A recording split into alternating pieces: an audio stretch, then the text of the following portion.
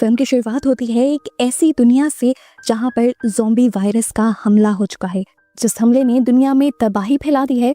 दुनिया के तकरीबन ज़्यादातर इंसान या तो मारे गए हैं या फिर ज़ॉम्बी वायरस से इन्फेक्टेड हैं। बचे कुछ इंसानों को गवर्नमेंट ने अपनी फैसिलिटी में रखा हुआ था, बिल्कुल कैदियों की तरह, लेकिन फिर भी 1-8% सर्वाइवर्स ऐसे भी थे जो गवर्नमेंट के कैंप्स में नहीं गए थे और अपने घरों में ही थे। और इन्हीं बचे कुछ इंसानों में हम रोरी को भी देखते हैं, जो इस टाइम अपने हस्बैंड की ग्रेव के सामने बैठी हुई रो रही थी। उसने खुद ही अपने हस्बैंड को मारा था क्योंकि उसके हस्बैंड भी ज़ॉम्बी वायरस से इन्फेक्टेड हो चुका था और ज़ॉम्बी बन चुका था। रोते हुए वो घर के अंदर जाती है तो देखती है कि अब उसकी बेटी भी मर चुकी थी, जिसके ऊपर उसके इन्फेक्टेड हस्बैंड ने ही हमला किया था। रोते हुए वो अपनी बेटी से माफी मांगने लगती है कि वो उसे उस वायरस से नहीं बचा पाई। अभी वो रो ही रही थी कि अचानक उसका दुख डर में बदल गया, क्योंकि उसकी बेटी दोबारा जिंदा होकर बैठी थी, लेकिन अब वो इंसान नहीं रही थी बल्कि खुद भी एक ज़ॉम्बी बन चुकी थी। ये देखकर रोरी शॉक रह जाती है, लेकिन अब मजबूरन उसे भी अपनी बेटी को सर में शूट करते हुए मारना पड़ता है, क्योंकि अब उसकी बेटी भी सभी लोगों के लिए खतरा बन गई थी। आज उसने खुद ही अपनी पूरी फैमिली अपने हाथों से तबाह की थी। इसी वजह से वो बिल्कुल टूट चुकी थी, डिप्रेशन में चली गई थी वो। और ऐसे ही दिन गुजरते गुजरते 2 साल का अरसा गुजर जाता है। रोरी अभी तक अपने गम से नहीं निकल पाई थी और यहाँ पर एक और बड़ा मसला भी आ गया था। गवर्नमेंट की ऑर्गेनाइजेशन अब घरों में घुस कर सर्वाइवर्स को निकाल कर अपनी फैसिलिटी में लेकर जा रहे थे और जबरदस्ती वहाँ पर रख रहे थे। इसके अलावा भी अगर कोई उन्हें सर्वाइवर या इंसान बाहर दिखता जो उनकी बात मानते हुए उनकी फैसिलिटी के अंदर ना जाता, उन्हें वो लोग बेदर्दी से मार दिया करते थे। ऐसे ही टाइम में रोरी गन लेकर बाहर टहलने के लिए निकलती है। उसके फादर इन लॉ से कहते हैं, करीब ही टहलना, दूर जाने पर खतरा है। उदास रोरी फादर इन लॉ से कहती है, जब सब कुछ ही लूट गया तो किस चीज का खतरा। फिर अब दूसरी तरफ हमें एक नए कैरेक्टर नोवा को दिखाया जाता है, जो गवर्नमेंट की फैसिलिटी से भाग निकला था और फैसिलिटी के लोग उसके पीछे पड़े हुए थे। उसके पास एक बैग था जिसके ऊपर फैसिलिटी का लोगो बना हुआ था, मतलब कि वो फैसिलिटी से कुछ चुरा कर भाग रहा था। गवर्नमेंट के लोगों को चकमा देते हुए वो जंगल में अपने दोस्त से आकर मिलता है। वो अपने फ्रेंड को बताता है कि मैंने फैसिलिटी से इन्फेक्टेड लोगों को ठीक करने वाला सीरम तो चुरा लिया है, लेकिन वहाँ से बचकर भागते हुए मुझे गोली लग गई है। उसका दोस्त उससे कहता है कि अगर अब हम दोनों यहाँ से भागे तो एजेंट्स के लिए हमें पकड़ना आसान हो जाएगा, तुम एक काम करो, अपनी टोपी मुझे दो और यहाँ से भाग जाओ। नोवा अपने दोस्त को छोड़कर नहीं जाना चाहता था, पर उसका दोस्त नोवा को याद दिलवाता है कि तुम्हारे बेटे को इस टाइम इस सीरम की बहुत ज्यादा जरूरत है और तुम्हारे पास सोचने का वक्त नहीं है। वो नोवा की टोपी ले लेता है और नोवा यहाँ से भाग जाता है। और इतने में ही गवर्नमेंट के एजेंट्स भी यही करीब आ जाते हैं, जिन पर गोलियां चलाते हुए नोवा का दोस्त उन्हें नोवा से डिस्ट्रैक्ट करने की कोशिश करता है। एक एजेंट उससे काफी चालाक थी, वो उसके पीछे आकर उसके ऊपर बंदूक तान देती है और जैसे ही नोवा का दोस्त पीछे मुड़कर दिखता है तो वो बंदूक के पिछले हिस्से को उसके सर पर मारते हुए उसे बेहोश कर देती है। आदमी को जब होश आया तो दोनों ने मिलकर उससे नोवा के बारे में पूछा, पर नोवा का दोस्त तो नोवा के बारे में मुंह खोलने को तैयार ही नहीं था। और इस तरह लोगन को यानी उस एजेंट को गुस्सा आ जाता है और वो नोवा के दोस्त को शूट करके मार देता है। नोवा जो वहाँ से काफी दूर निकल आया था, इस सुनसाने में गोली की आवाज सुनकर समझ गया कि उसका दोस्त मारा जा चुका है, इसीलिए उदास होकर वो भी आगे बढ़ जाता है। यहाँ दोबारा हमें रोरी को दिखाया जाता है, जो नदी के किनारे बैठे अपनी बेटी की यादों में खोई हुई थी। उदासी ने उसे पागल कर दिया था और अब उसने सोचा कि क्यों ना वो भी वहीं पर चली जाए जहाँ पर उसकी फैमिली है, यानी क्यों ना वो अपने आप को खत्म कर ले। ये सोचते हुए वो गन अपनी ठीक गर्दन पे रख देती है। इससे पहले कि वो अपने आप को शूट कर रही थी, उसे करीब से अजीब आवाज आती है। पीछे मुड़कर उसने देखा तो वहाँ पर एक घोड़ा था जिसके ऊपर उसी ऑर्गेनाइजेशन का बैग लटका हुआ था। इसे देखकर उसकी धड़कनें तेज हो गईं और तभी उसे पास में ही एक जख्मी इंसान दिखा। उसने पाँव से उसे सीधा किया तो देखने को मिला ये नोवा था। नोवा की हालत इतनी खराब हो गई थी कि वो बेहोश हो चुका था। रोरी देखती है कि गोली लगा उसका जख्म भी खराब हो चुका है, वो किसी भी वक्त मरने वाला था लेकिन मरा नहीं था। रोरी डरते हुए यहाँ से भाग जाती है, पर कुछ ही दूर जाने पर उसका दिल उसे रोक देता है। उसके दिल में अजीब हलचल मच गई थी, इसलिए अब वो नोवा को नोवा के ही घोड़े पर लाद कर अपने घर ले आती है। रोरी ने उसे लाकर अपने अस्तबल में फेंक दिया था। इसके बाद जब रोरी ने उसका बैग चेक किया तो उसके अंदर से उसे इन्फेक्टेड लोगों को ठीक करने वाली वैक्सीन मिल गई। वैक्सीन को देखकर रोरी खुश हुई, पर उसे याद आया कि अब तो बहुत देर हो चुकी है। उसने तो अपने से जुड़े इन्फेक्टेड लोगों को मार दिया था, इसलिए वैक्सीन उसने दोबारा नोवा के ही बैग के अंदर रख दी। शाम में जब अंकल घर आए तो डरते हुए रोरी ने उन्हें नोवा के बारे में बता दिया। नोवा का बैग देखते हुए अंकल समझ जाते हैं कि नोवा ऑर्गेनाइजेशन से भाग कर आया है। उन्हें अब गुस्सा आ रहा था रोरी की बेवकूफी पर, क्योंकि उसे ढूंढते हुए ऑर्गेनाइजेशन के लोग उन तक भी आ सकते थे और अब नोवा के साथ साथ उन दोनों की भी जान खतरे में पड़ चुकी थी। अस्तबल का दरवाजा लॉक करते हुए वो रोरी से कहते हैं कि सुबह होते ही इसे कहीं दूर छोड़ाना यहाँ से।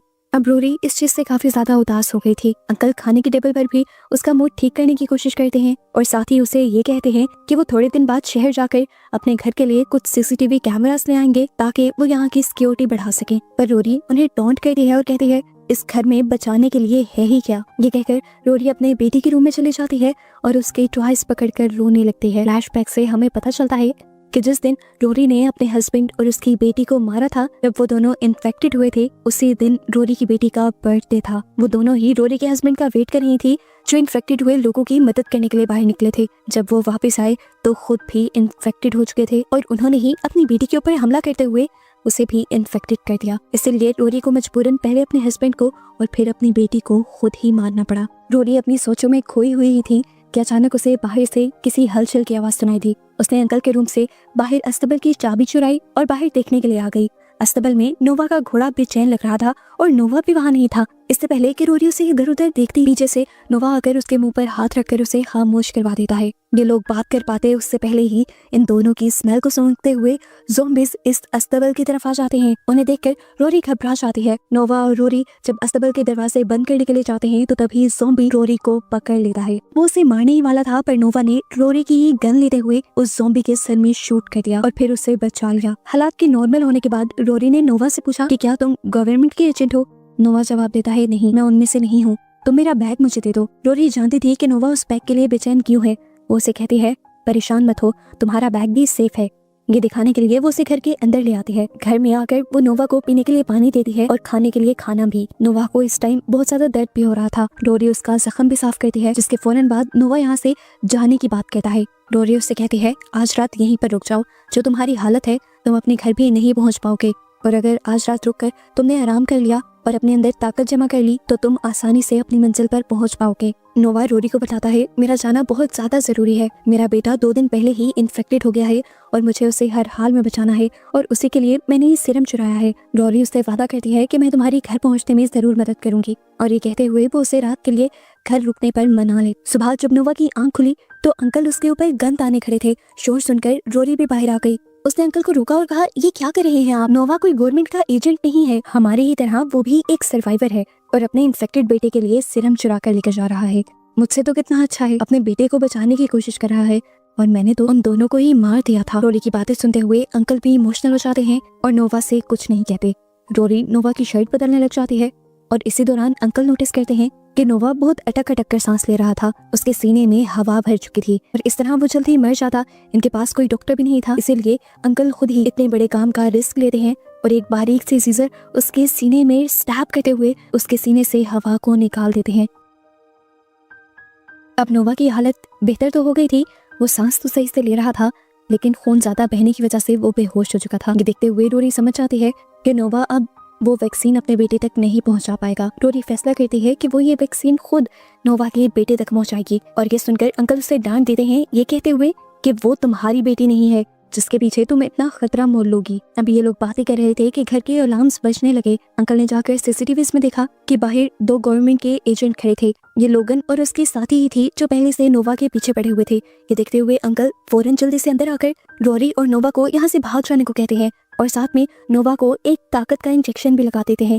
रोरी अंकल को इस तरह छोड़कर नहीं जाना चाहती थी तो अंकल उसे प्रॉमिस करते हैं कि मैं तुम्हारे पीछे जरूर आऊंगा। उन दोनों के यहाँ से भागते ही थोड़ी देर में लोगन और उसके साथी भी इन लोगों के दरवाजे तक पहुंच चुके थे। आते ही वो अंकल से नोवा के बारे में सवाल करते हैं तो अंकल साफ झूठ बोल देते हैं कि वो तो अकेले यहाँ पर रहते हैं और पिछले कई दिनों से उन्होंने किसी को भी यहाँ आते नहीं देखा। यहाँ पर लोगन यानी वो एजेंट से पूछता है कि आप कैंप में क्यों नहीं रहते, तो वो बताता है क्योंकि मैं अपने बेटे और पोते को छोड़कर नहीं जाना चाहता, जिनकी कब्रें मैंने अपने घर के पीछे ही बनाई हुई है। बड़ी सफाई से वो झूठी बोल रहे थे कि तभी उस एजेंट लोगन ने नोवा और रोरी का घोड़ा भागते हुए देख लिया। अंकल से तो वो बाद में निपटता, वो अब उन दोनों को पकड़ने के लिए उनके ऊपर फायर करना शुरू कर देता है। अंकल भी रोरी और नोवा को बचाने के लिए लोगन के कई आदमियों को शूट करके मार देते हैं, लेकिन ऐसे में उनको भी बहुत सारी गोलियां लग जाती हैं। रोरी और नोवा एजेंट्स की नजरों से ओझल हो जाते हैं और इस गुस्से में एजेंट लोगन अंकल को आकर करंट देते हुए उन्हें टॉर्चर करते हुए उनकी जान ले लेता है। लोगन के असिस्टेंट को उसकी इस बेहिस्सी पर बहुत ज्यादा गुस्सा आया था।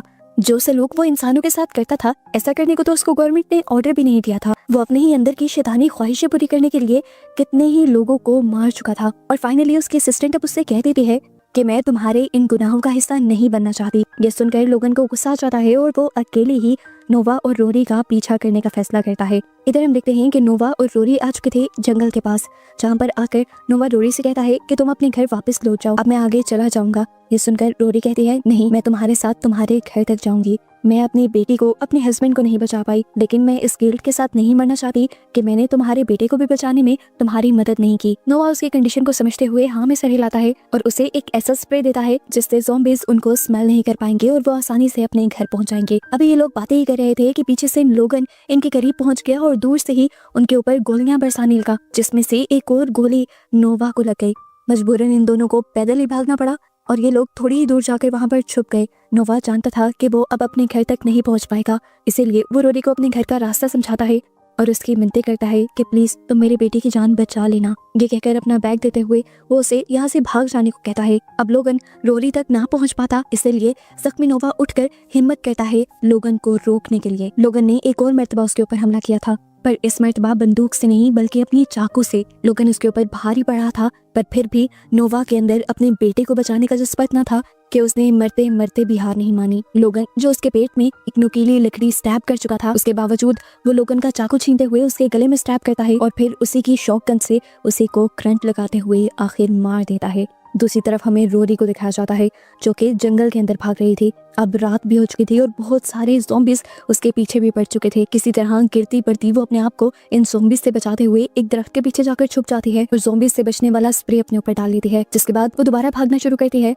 तो इस मर्तबा उसके कदमों की आवाज़ को सुनते हुए एक ज़ॉम्बी उसके पीछे पड़ जाता है। ये ज़ॉम्बी पीछे से आकर जल्दी से उसके ऊपर हमला भी कर देता है, लेकिन रोरी भी पूरी ताकत से उसको नीचे गिराते हुए उसके सर को पास पड़े पत्थर से कुचलते हुए आखिर उसे मारने में कामयाब हो जाती है। उसे मारकर उसे ऐसा लगा था कि जैसे उसने ये दुनिया जीत ली हो। वो सेटिस्फाई होकर खड़ी हुई तो उसे पता चला कि उस ज़ॉम्बी ने उसे भी काट लिया था और अब जल्द ही वो भी इन्फेक्टेड हो जाएगी। वो इसी शौक में थी कि उसे एक विजन आता है जैसे उसकी बेटी उसका इंतजार कर रही हो। ये देखते हुए उसने फैसला किया कि वो हार नहीं मानेगी। उसने अपना सफर दोबारा नोवा के घर की तरफ शुरू कर दिया। अपनी बिगड़ती हुई हालत के साथ आखिर वो सुबह होने तक नोवा के घर तक पहुंच भी गई। उसने बैग दरवाजे पर रखा और उसके बाद दरवाजे को नॉक करते हुए पीछे हो गई। दरवाजे की दूसरी तरफ से नोवा की मॉम निकली थी, जो दरवाजे पर नोवा का बैग देखते हुए रोरी से बेचैन होकर नोवा के बारे में पूछती हैं। तो यहाँ पर नोवा उन्हें कुछ कह नहीं पाती और बस रो देती है और ये देखकर नोवा की मॉम समझ जाते हैं कि उनका बेटा अब मर चुका है। वो उस बैग को उठा लेती हैं, जिसके बाद रोरी भागकर नदी के किनारे आ जाती है, क्योंकि वो जानती थी अब वो ज़ॉम्बी बन जाएगी और अगर इन लोगों के पास ठहरी तो इन लोगों के लिए खतरा बन सकते हैं। नदी के पास बैठे हुए उसे दोबारा एक विजन आता है कि जैसे वो अपनी बेटी से मिलने वाली है, उसकी बेटी इसका इंतजार कर रही है। यही सोचते हुए वो मुस्कुराते हुए अपनी गर्दन के नीचे गन रखकर अपने आप को शूट कर देती है और आखिर मर जाती है। आखिरी टाइम पर उसकी आंखों को बदलता हुआ दिखाया गया था, जिसका मतलब था कि अगर रोरी अपने आप को ना मारती तो वो भी एक ज़ॉम्बी बन जाती, लेकिन उसने अपने आप को मारकर इस दुनिया में एक और ज़ॉम्बी बढ़ने से बचा लिया था। और बस यही सब दिखाते हुए ये मूवी यहाँ खत्म हो जाती है।